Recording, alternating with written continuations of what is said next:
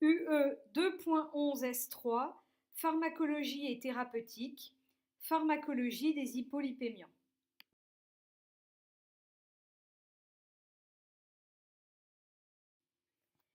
Les lipides, comme le cholestérol et les triglycérides, jouent plusieurs rôles importants dans l'organisme. Tout d'abord, ils sont indispensables pour la synthèse des hormones stéroïdiennes. Ensuite, ils sont essentiels pour la synthèse des acides biliaires. Et enfin, ce sont des constituants essentiels des membranes cellulaires. Les lipides sont des molécules très lipophiles qui ne circulent donc pas sous forme libre, mais sous forme de complexes avec les lipoprotéines, des protéines de transport hydrosolubles.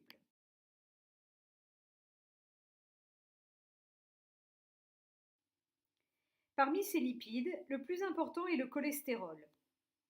Le cholestérol présent dans le sang a deux origines. Tout d'abord une origine alimentaire. En effet, le cholestérol apporté par l'alimentation est absorbé dans l'intestin puis est transmis au foie par la voie exogène. Et ensuite une origine endogène, puisque le cholestérol peut également être synthétisé dans le foie et être transporté par la voie endogène aux autres tissus de l'organisme.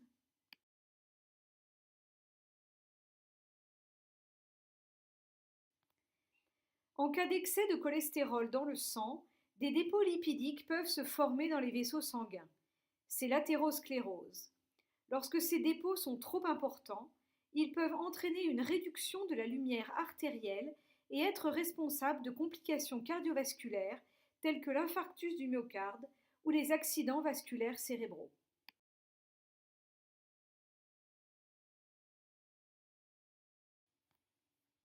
La prévention des accidents cardiovasculaires liés à l'athérosclérose repose tout d'abord sur la mise en place de mesures hygiéno-diététiques.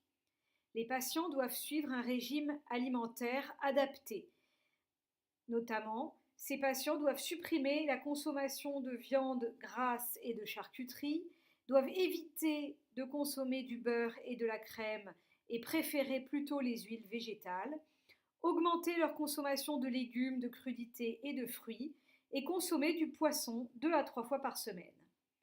Il est également recommandé de supprimer l'alcool et le tabac, ainsi que de pratiquer régulièrement une activité physique.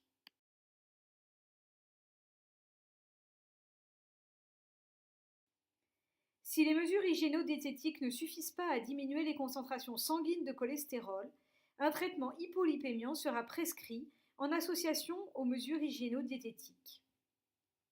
L'objectif principal de ce traitement hypolipémiant est de diminuer l'incidence des accidents cardiovasculaires majeurs et non de normaliser les concentrations de cholestérol dans le sang.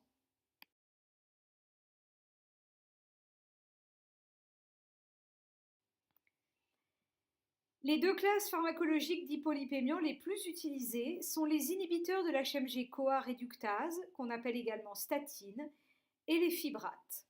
Ces classes pharmacologiques seront étudiées en détail dans la suite du cours.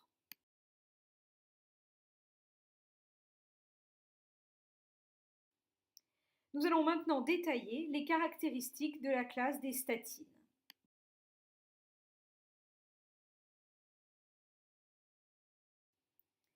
Les statines diminuent la synthèse hépatique du cholestérol en inhibant l'HMG-CoA réductase, l'enzyme qui convertit l'HMG en acide mévalonique dans l'hépatocyte. Les statines ont donc un effet pharmacologique hypocholestérolémiant, c'est-à-dire qui entraîne une diminution du cholestérol sanguin.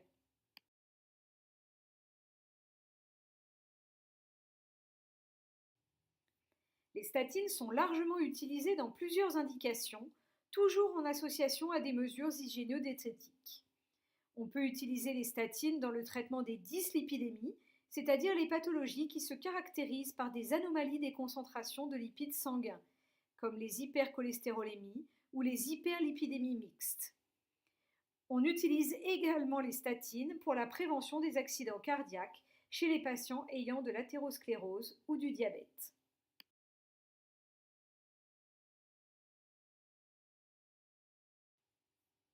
Les statines sont exclusivement administrées par voie orale. Elles doivent être prises le soir car la synthèse du cholestérol a surtout lieu pendant la nuit. Le traitement est débuté à la dose la plus faible possible, puis les doses sont progressivement augmentées si nécessaire, en tenant compte des effets indésirables. La plupart des effets indésirables des statines sont légers et de courte durée. Il s'agit principalement de troubles digestifs, de maux de tête et d'éruptions cutanées. Une fatigue, des insomnies et des manifestations allergiques peuvent également être observées.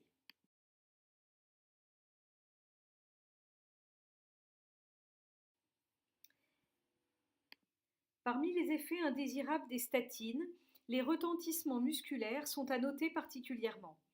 Les statines peuvent entraîner des myalgies, c'est-à-dire des douleurs musculaires, voire des crampes musculaires. Plus grave, mais heureusement assez rare, les statines peuvent être responsables d'une atteinte des muscles, la rhabdomyolyse.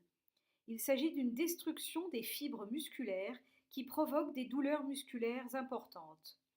Les cellules endommagées libèrent alors différents produits de dégradation dans la circulation sanguine, tels que la créatine phosphokinase, ou CPK, ou la myoglobine. La myoglobine ainsi libérée est nocive pour les reins et peut entraîner une insuffisance rénale. Plus rarement, les statines peuvent entraîner une élévation des concentrations sanguines de certaines enzymes hépatiques, notamment les transaminases. Cette élévation est souvent passagère et peu grave, mais doit être surveillée car elle peut présager d'une toxicité hépatique plus importante, comme une hépatite. Heureusement, la survenue d'une hépatite grave associée à la prise de statine est extrêmement rare.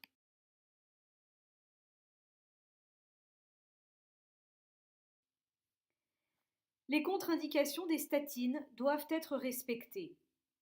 En particulier, il ne faut pas prescrire de statine en cas de maladie musculaire génétique, comme la myopathie, du fait du risque d'effets indésirables musculaires. Il convient également d'éviter l'administration de statine en cas d'insuffisance rénale sévère, du fait du risque de rhabdomyolyse. Il est également prudent de s'abstenir de prescrire des statines chez des patients atteints d'insuffisance hépatique sévère du fait du risque d'effets indésirables hépatiques. Et enfin, les statines sont contre-indiquées au cours de la grossesse et de l'allaitement.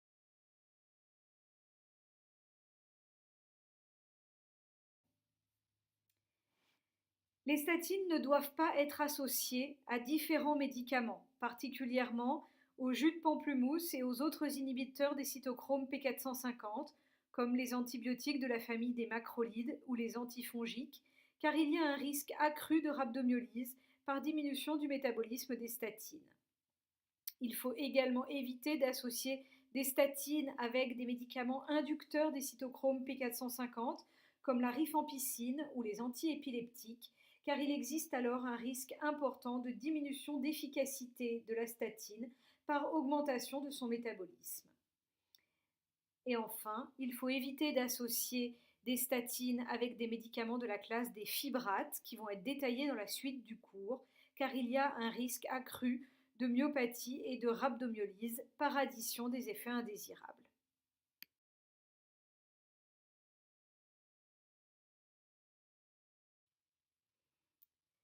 Au cours d'un traitement par statine, une surveillance accrue des transaminases est requise avant l'instauration du traitement, puis périodiquement par la suite. Le traitement doit être interrompu devant toute augmentation persistante des transaminases à plus de 3 fois la normale. Dans les situations à risque, comme les situations d'interaction médicamenteuse, les patients ayant des pathologies hépatiques préexistantes ou les patients consommant de l'alcool, une surveillance systématique est conseillée. En cas de survenue de symptômes musculaires, tels que douleurs ou crampes musculaires, un dosage de CPK doit être effectué. En pratique, une augmentation marquée et persistante des concentrations sanguines de CPK traduit une atteinte musculaire. Attention, une activité physique ou sportive intense peut également provoquer une augmentation des CPK, parfois importante, mais toujours transitoire, contrairement à celle liée à la prise de statine. Le traitement par statine doit être interrompu en cas d'élévation des concentrations de CPK à plus de 5 fois la normale en l'absence d'efforts intensifs. En principe, les signes musculaires disparaissent totalement après l'arrêt définitif de la statine. Si les symptômes disparaissent et que la concentration de CPK s'est normalisée, il est possible d'envisager la réintroduction de la statine à la dose la plus faible et sous surveillance étroite.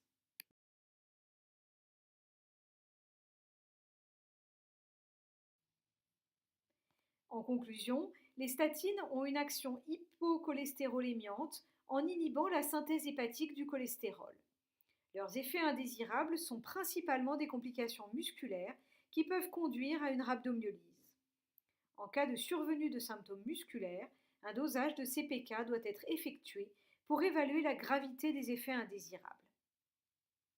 Nous allons maintenant détailler la deuxième classe de médicaments de ce cours, la classe des fibrates.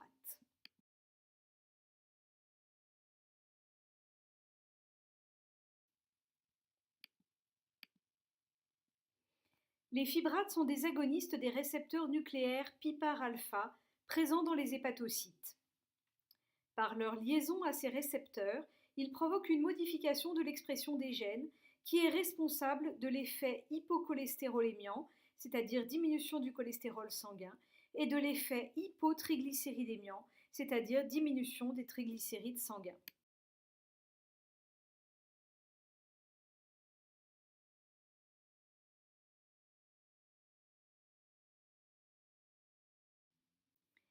Les fibrates sont utilisés dans plusieurs indications, toujours en association à des mesures hygiéno-diététiques. On les utilise notamment dans le traitement des dyslipidémies, c'est-à-dire les pathologies qui se caractérisent par des anomalies des concentrations de lipides sanguins, comme les hypertriglycéridémies, les hyperlipidémies mixtes ou les hypercholestérolémies. Certains fibrates, comme le gemfibrozil, peuvent être utilisés dans la prévention des accidents cardiaques dans le cas où les statines sont contre-indiquées.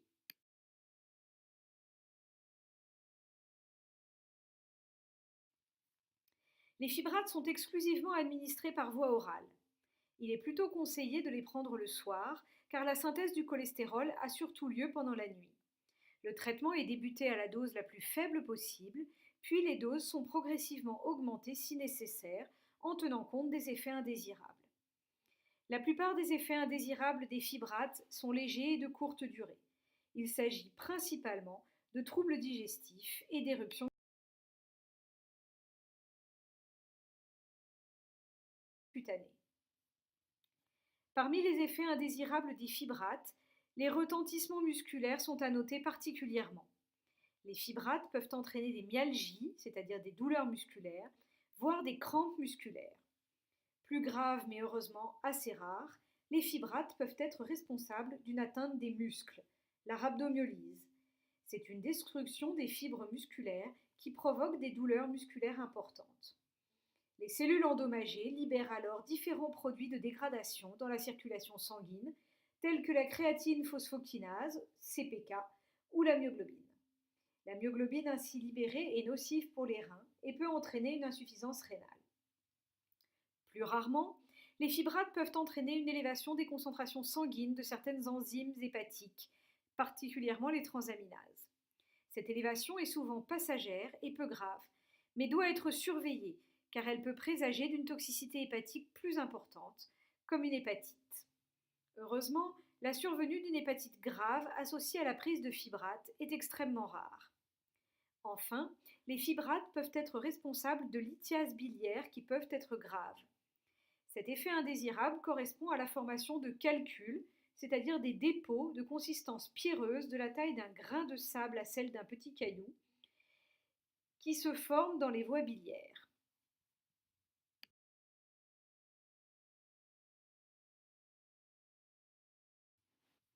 Les contre-indications des fibrates doivent être respectées.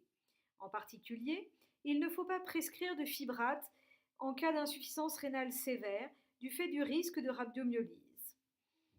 Il convient également d'éviter la prescription de fibrates chez les patients atteints d'insuffisance hépatique sévère du fait du risque d'effets indésirables hépatiques.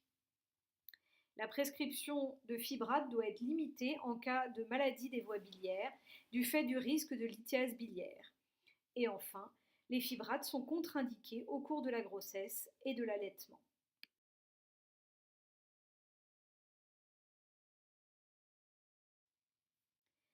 Les fibrates ne doivent en aucun cas être associés à d'autres fibrates car il y a un risque accru de rhabdomyolyse par addition des effets indésirables.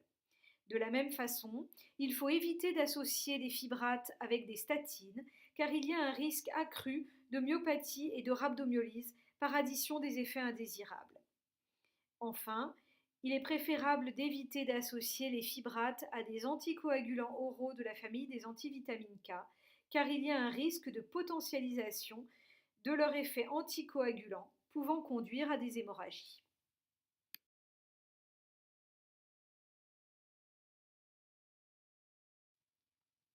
Au cours d'un traitement par fibrate, une surveillance accrue des transaminases est requise avant l'instauration du traitement, puis périodiquement par la suite. Le traitement doit être interrompu devant toute augmentation persistante des transaminases à plus de 3 fois la normale. Dans les situations à risque, notamment les situations d'interaction médicamenteuse, dans le cas de patients atteints de pathologies hépatiques ou de patients consommant de l'alcool, une surveillance systématique est conseillée. En cas de survenue de symptômes musculaires tels que douleurs ou crampes musculaires, un dosage de CPK doit être effectué. En pratique, une augmentation marquée et persistante des concentrations sanguines de CPK signe une atteinte musculaire. Attention, une activité physique ou sportive intense peut également provoquer une augmentation des CPK, parfois importante, mais toujours transitoire, contrairement à celle liée à la prise d'un fibrate. Le traitement par fibrate doit être interrompu en cas d'élévation des concentrations de CPK à plus de 5 fois la normale en l'absence d'efforts intensifs. En principe, les signes musculaires disparaissent totalement après l'arrêt définitif du fibrate. Si les symptômes disparaissent et que la concentration de CPK s'est normalisée, il est possible d'envisager la réintroduction du fibrate à la dose la plus faible et sous surveillance étroite. En conclusion, les fibrates ont une double action hypocholestérolémiante et hypotriglycéridémiante par leur action sur les récepteurs nucléaires PIPAR-alpha hépatiques. Leurs effets indésirables sont principalement des complications musculaires qui peuvent conduire à une rhabdomyolyse. En cas de survenue de symptômes musculaires, un dosage de CPK doit être effectué pour évaluer la gravité des effets indésirables.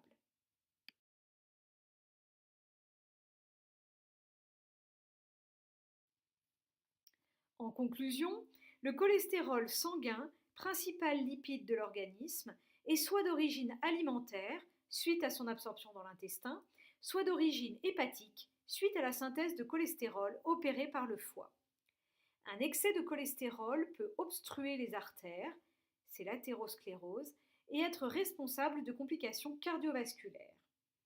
Pour diminuer l'incidence de ces accidents cardiovasculaires, la mise en place de mesures hygiéno-diététiques sera indispensable, en association, si besoin, à un médicament hypolipémiant.